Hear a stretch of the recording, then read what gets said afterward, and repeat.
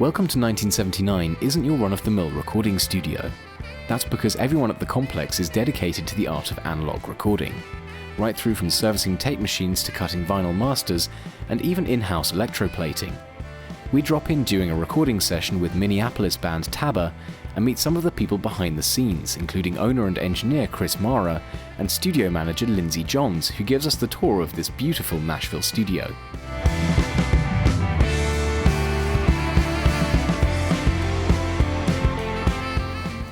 Hey Sound on Sound, I'm Lindsay Johns. I'm the studio manager at Welcome to 1979, where we are here in West Nashville. We're an analog-centric recording studio, but we also do digital recording. We do direct-to-disc recording as well. We started out in 2008, but this building was built in 1953. It was originally a pressing plant. So we're just going to do a brief tour, and we're going to start in the live room. So come on. Here we are in the live room. This week we've got Tabah in from Minneapolis. They're a rock band. So you can see that they're all set up in this room together. There's a camera right there, and our control room is upstairs. So we can watch the band from here, and they can talk back on our talkback system. We've got a keyboard station set up here, drums back there, guitars here. Usually the vocalist is across the hall. There's a window and a good line of sight so the vocalist can see the band. We do scratch vocals down here and usually go upstairs when we're doing final vocals. There's 3 places we record drums in Welcome to 1979. One's in the live room.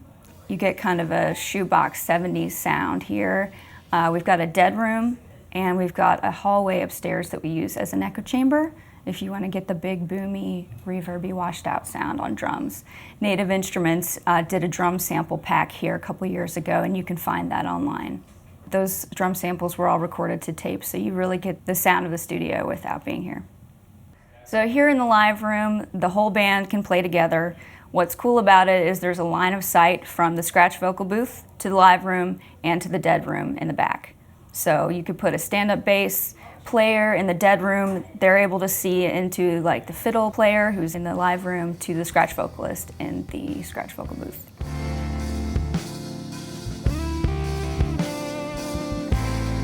The history of this building is something that completely adds to the vibe of how everything has happened, and even just your overall mood of when you walk in the door, and it's just instruments and cool lights, and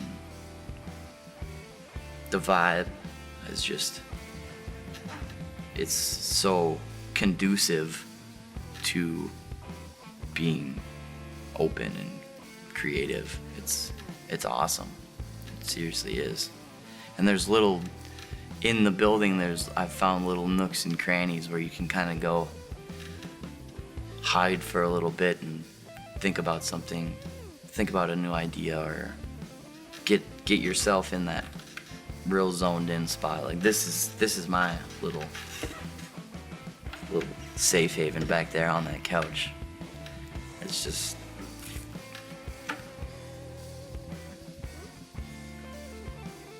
you can't beat something a place that has history like this building. It was originally made for making music, or like pressing vinyl. So it's just kind of in the fabric of the walls, I think, is music, and it's apparent when you're here.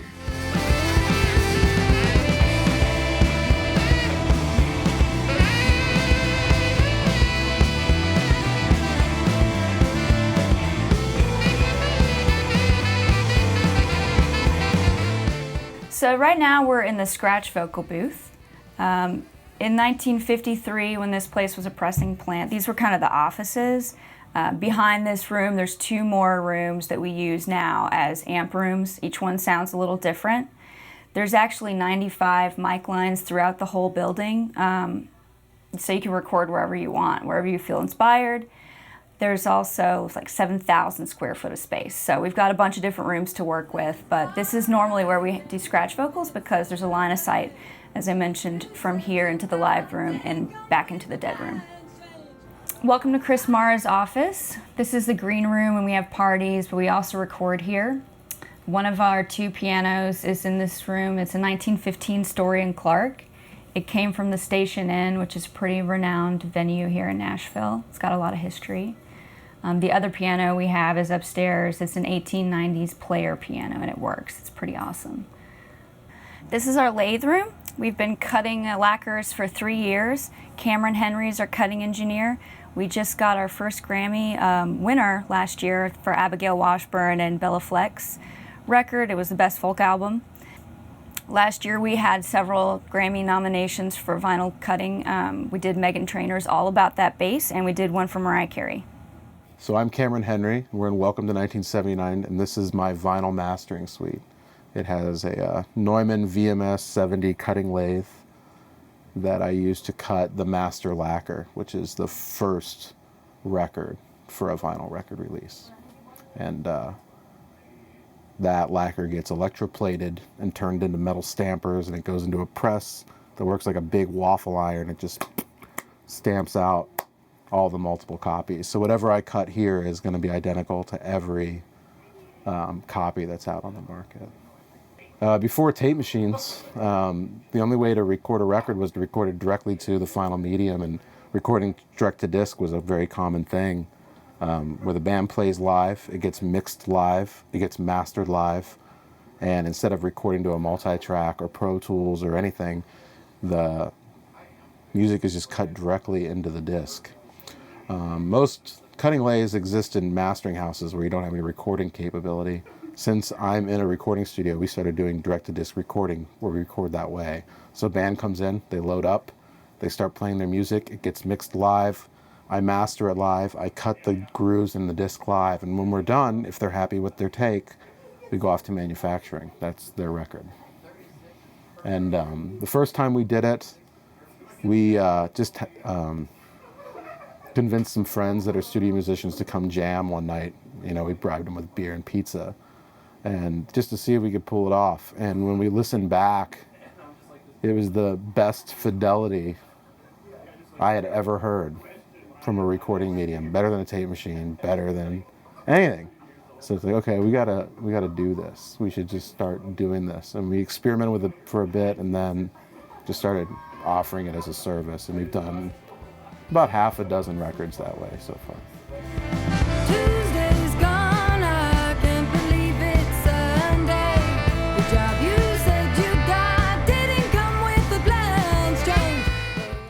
So we're here in the control room. It's one of the bigger control rooms you'll see. Chris has his motorcycle in the back, it fits. I'm still waiting for somebody to record a Shangri-La's type vroom vroom on it, but nobody's done that yet. Yeah, it's about a 1,200 square foot control room. It has a drop ceiling, but the ceiling goes up 16 feet. So that makes it acoustically really pleasant because there aren't standing waves and all those things associated with small rooms. We've got Focal SM9s and a sub. The only reason we have a sub is because it's such a large room. And I listen loud, so you need the sub to kind of help out the SM9s. And we've got a good collection of outboard gear. I like compressors, so there's a lot of compressors. Trident mic pre's, need mic pre's, that kind of thing. And then the console itself is our main feature. Much like the 70s, studios were known for the sound of their console, so I really went with that idea. This is a 1978 MCI console. We restored it, recapped it, and then we added a modification 2 years ago. We kept all the original MCI mic pre's, and then we added API pre's. So you flip the switch, and you switch to a 70s vintage API pre, and you can do that while you're listening. So you can get drum sounds and listen to a API on the snare or MCI on the snare and not patch anything or disrupt anything. It's great. So it's really two consoles in one. I haven't seen one like that before. Belonged to Porter Wagner. Yeah, at Porter one point. Wagner bought it new and decommissioned it in the early 80s. And I didn't know it when I bought it, but it's kind of fun. And then he had his records pressed in this building, so a little tie-in there for people that are into that. So, yeah. When Elvis died in 1977, the pressing plant pressed Elvis records 24/7, nonstop for 7 months. And it's funny because we just cut some unreleased tracks in the jungle room. Yeah, down in the jungle. Down in the jungle room. Double LP. Yeah. Yeah. And our friend Matt Ross Spang mixed it down in Memphis, so Yeah, and we it's cut pretty it cool. and played it. So it's, And then we listened to the metal part in our electroplating studio facility. It was cool. it's a really cool record because there's outtakes on it, like false starts, and they're talking, and those are the things that I think any studio owner loves. You know? Yeah. Yeah, when they kind of pull that curtain back and let people into the recording process, it's fun. So, and it sounds amazing. Yeah, you hear Elvis being really candid. Mm-hmm. Talks about shooting a phone or something. Yeah, the phone rings in the middle of the tape. Yeah. It's hilarious. So, yeah. That's So really it's cool. kind of fun to be full circle in those aspects of working on records that would have been pressed here in the 60s and 70s. Yeah. Yeah.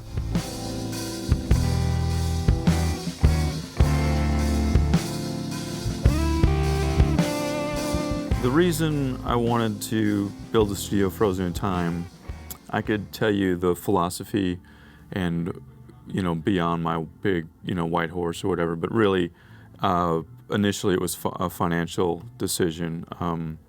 I wanted a large space that I could track, and that comes at a price. And I didn't want to spend my square footage budget on a DAW rig. Because 8 years ago, a 24IO DAW was an investment, that I knew I would never get back. And I had a tape machine. I had a 2-inch tape machine. So I decided, well, that'll be my thing. The thing I don't have will be my thing. And of course, about 3 years ago, we got a full Pro Tools rig, so we backfilled. But that was the initial thing. And then I was making better records because of the workflow of planning ahead with, limited amount of tracks and that kind of thing. So now when I do track on a DAW, it's more tape. It sounds more like tape because I'm doing it the same way. So it's been fun that way. I feel the strengths of this facility is flexibility. Initially, this is all put together independently, like finance-wise. So it was built kind of brick by brick. And that requires kind of a plan. And the first plan was, I'm going to buy a ton of 57s and a ton of mic cables and a ton of mic stands, things that I can afford, and then build a mic locker when I can. Because frustrations for me in other studios where they had 2 or 3 high-end mics, but not enough of the things where I have an idea and I want to record this, I don't care how. And I wanted to have all that set up. We have 11 headphone boxes. We have drops everywhere. So if there's an idea, we can facilitate it. And now we've got the microphones to back it up. But initially, it's like capture ideas, and that's the strength. And our knowledge of both formats, computer and tape, is unsurpassable. Because I own a company that restores tape machines. So the assistant engineers on our sessions in the studio also restore the machines on their off days. We rotate them around. So tape isn't like a novelty for us. It's a way of life, and that's a strength as well. Well, since there's 3 different places we can track drums, and there's almost 100 places we can plug a microphone in, sessions kind of flow around. But typically, in the live room, we put drums, and then the bass player, guitar players, keyboard players physically are in there, and their amps are in other rooms, which you've seen, and we track that way. Then they just feel like they're in the rehearsal space and rocking out that way. Or we put drums in there's a little dead room back there. It's like a 70s dead room. We put drums in there for more Americana projects. And we can have everyone playing acoustic instruments in a big semicircle or a big oval. And that works really well. The room's big enough where we get isolation between instruments. Or upstairs here, there's a 100-foot hallway. We can track drums in there, and there's isolation rooms up here to put amps. So we have bands that come in, more of the 60s throwback sound, and do that kind of stuff up here. But a lot of times we'll track, and then later in the week, everyone will kind of migrate into this room, and have their setups, and we'll have amps up in isolation rooms up here. So we can just work together in the control room to get sounds, which is great. You know, I love tracking like solos and stuff with a guitar player right next to me. You know, we can punch in a lot faster and just work through things. It's fun. As far as tracking instruments together, I really try to do as much of that as possible. Even if it's a overdub, if like tomorrow we have a saxophone player coming in to do a solo and the guitar player has a solo, and we're going to just track them together, like do a dual overdub so they can feed off of each other.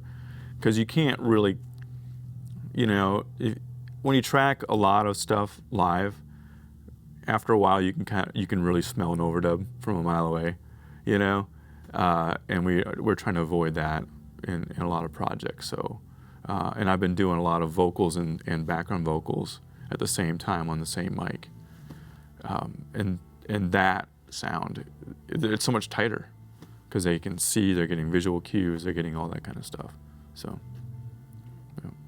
So we were talking earlier about how records can sound better and why they sounded better in the 70s. And the record industry, manufacturing industry, it got deconstructed in the 80s because there was no demand. And now it's been rebuilt, really fragmented, where someone cutting vinyl masters is across the country from the person doing electroplating, and that's across the country from the actual plant. It's not in close proximity, which is a big part of the sound. When you cut a lacquer, the minute you get done cutting it, it starts to I don't want to say degrade, but it starts to change. It's a soft material. High frequencies start to self-erase and that kind of thing. So the sooner you can make it a metal part, which won't change, the better it's going to sound. You take an old lacquer that's been sitting around, you can plate it perfectly, but you're going to have a different sound because the lacquer itself has changed. So here we coordinate when to hours, you know, of the day where Cameron will cut a lacquer, knowing that Dan will plate it within the hour, and then you capture the quality. I use the likeness of a footprint in the sand. You step in the sand on a beach, and it looks pristine, and you come back an hour later, it still looks. You don't really notice a change until you step next to it, and you see what a fresh one looks like. That's lacquers. That's how that works. In the vinyl mastering, growing from the studio was much like Mar machines. I don't really like the word organic. I think it's overused, but I'll use it because it makes sense. I bought a machine and restored it, and people started asking me who fixed it, and I told them I did, and that turned into a whole business. That led to the people that recorded on tape typically release on vinyl. So the projects that I was mixing would come back on vinyl and not sound like I remembered them. So I started asking questions about, you know, I had no concept of how a record was made. I mean, for all I knew, you put a thumb drive into a record press. Seriously, this is 6 years ago. So then I started doing research, and there's a vinyl mastering, there's a lathe, there's this. This can really change the sound of a record drastically. And so, because I'm cocky or whatever, so I can buy one of those and do it better than what I've been hearing. And I had a good friend of mine consult and show us how to use it, and that became a business. And then you start doing that for a while, and you realize, wow, now the vinyl records they don't sound as good for a different reason. Well, what's that reason? And you start learning about electroplating. And then you say, well, I can do that better because I'm an idiot. And you learn from people that take time to show you, and you hire experts, and then you buy equipment, and then you learn how to do it. So it's just, everything just kind of extends out, you know. I wouldn't be electroplating spoons. I don't care. I like music. I like my mixes and other people's mixes to sound like they did when they mixed it, and that's the whole point.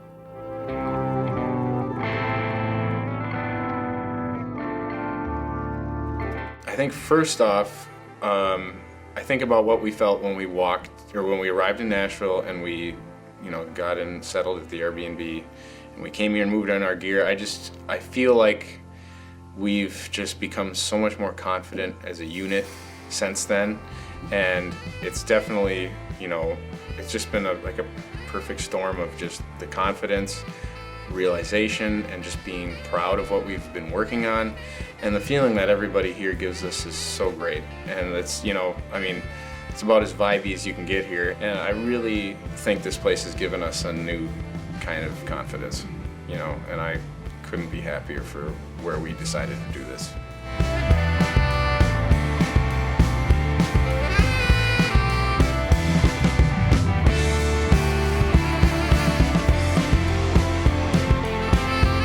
So there are 3 businesses under one roof in this building. We just saw Welcome to 1979 Studio. This is Mara Machines, and then we'll go into the Electroplating Facility, Welcome to 1979 Industries. Mara Machines is the largest tape restoration company in the world. We work on MCI machines to restore them. I think we've sold 16 already this year. But I'm going to introduce you to Justin, one of our technicians. He's also an engineer at the studio, to tell you a little bit more about why we use MCI machines and what it's all about. Hi, I'm Justin Burba. I'm one of the Mara machine techs here, and I'm also an engineer at the studio. Here at Mara Machines, we restore MCI tape machines. We build them up from the ground up, tear them down, recap them, do all the audio, and ship them all around the world. We've got machines in the UK, Thailand, Vietnam. We have one going to Japan here shortly, and all over the US. So we work on MCI machines because when MCI was originally made, they were made for musicians. They're really easy to work on, and the clientele that we sell tape machines to are mainly artists, and they're really easy for artists to learn how to use, and if they do have any issues with the machines, it's really easy to walk them through some basic steps on how to fix them.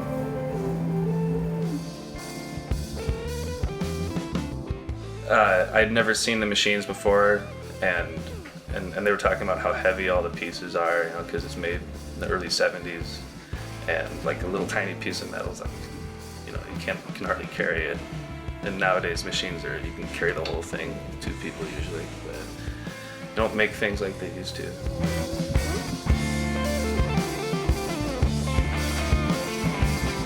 This is Welcome to 1979 Industries. It's the first new electroplating facility created in the past 40 years. What's really special about our electroplating facility is that we can cut the lacquers downstairs and have them brought upstairs and make the metal parts in a matter of minutes. That helps to create the highest fidelity sound recording you can get today. So once we bring the lacquers upstairs, Dan will spray the lacquers with a silver solution, and then they're placed in the baths. A chemical solution will dissolve nickel pellets, creating the metal plates. It takes about an hour.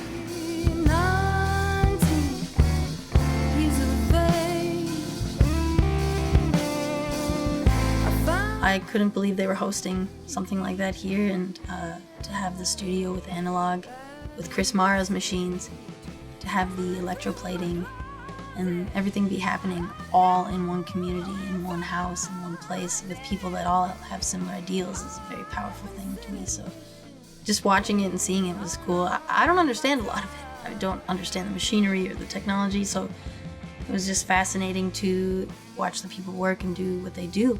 That's their passion. To see someone else's passion so strong in a different way is always a positive thing to me. I'll be excited that we get to have everything taken care of by these people up until the pressing.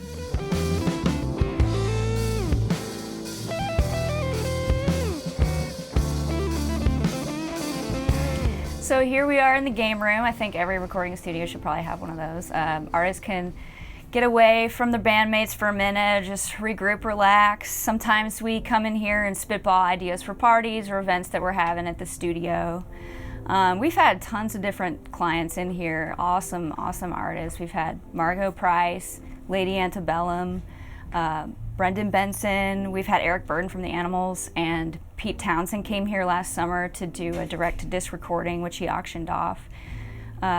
Just so many great artists and a plethora of different styles and genres too.